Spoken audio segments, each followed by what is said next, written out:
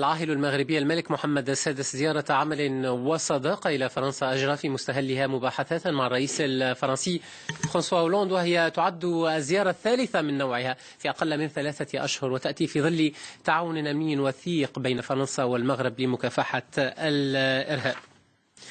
معي الآن مشاهدينا الكرام في الاستوديو سيدة منيا بالعافية، صحفية بإذاعة مونتي كارلو الدولية.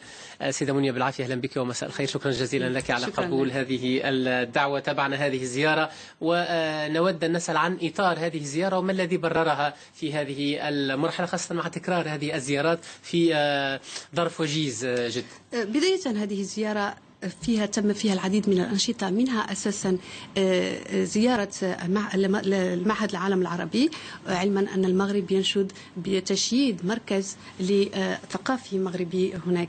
أيضا هناك ملف مرتبط بقمة المناخ. المغرب يحتضن في نوفمبر من هذه السنة قمة المناخ. هذه القمة ستعكف على دراسة سبل تنفيذ توصيات قمة المناخ التي احتضنتها باريس في نهاية السنة المنصرمة.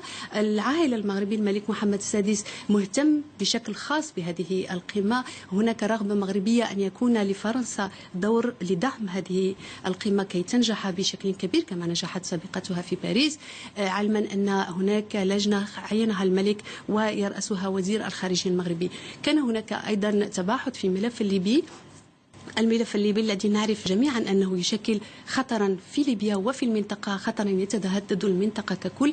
وهنا ربما يأتي ما هو استراتيجي كبير في هذه الزيارة، هو البعد الأمني والبحث عن سبل ضمان الاستقرار ومواجهة التطرف ومواجهة الإرهاب الذي يشكل اليوم خطرا يتهدد فرنسا، يتهدد المغرب ويتهدد المنطقة ككل. ونعرف هنا أن أذكر بأن المغرب كان له دور هام في تفكيك الشبكة التي قامت بعمليات باريس، عمليات 13 من نوفمبر الإرهابية، وكان للمغرب دور كبير في تفكيك هذه الشبكة. علاقات مغربية فرنسية قوية أمنيا، بالإضافة لكونها علاقات قوية تاريخيا سياسيا اقتصاديا، رغم كل المطبات أو المشاكل التي قد تكون بين البلدين بين الفترة والأخرى، وهي قليلة للعلم. وهذا ما يدفعني للسؤال، خاصة أن الإشارة قوية عندما صاحبه اليوم الرئيس الفرنسي فرانسوا هولاند عندما رافق الملك محمد السادس إلى معهد العالم العربي من أجل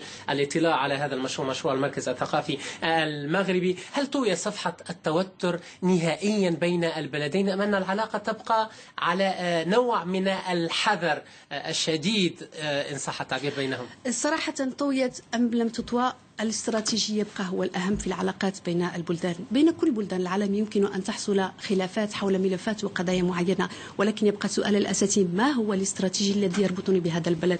بين المغرب وفرنسا علاقات استراتيجية تاريخيا، استراتيجية سياسيا، اقتصاديا. فرنسا هي الشريك الاقتصادي الأساسي بموازاة إسبانيا بالنسبة للمغرب.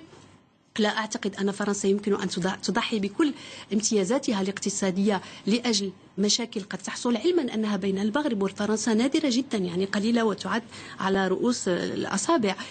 أيضا هناك اليوم ملف حاسم يجعل أن التركيبة الأساسية لمختلف الملفات التي يمكن أن تربط المغرب وفرنسا تأخذه بعين الاعتبار هو الملف الأمني.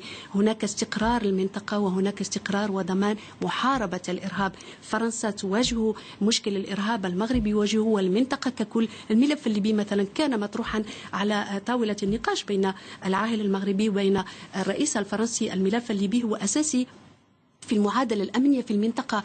التعاون الأمني المغربي الفرنسي أساسي أيضا. أكثر من ذلك هناك تعاون نعرف يخص أساسا مثلا المقاتلين العائدين إلى المغرب والعائدين إلى بلدانهم فرنسا والمغرب. كيف يتم تدبير هذا الملف؟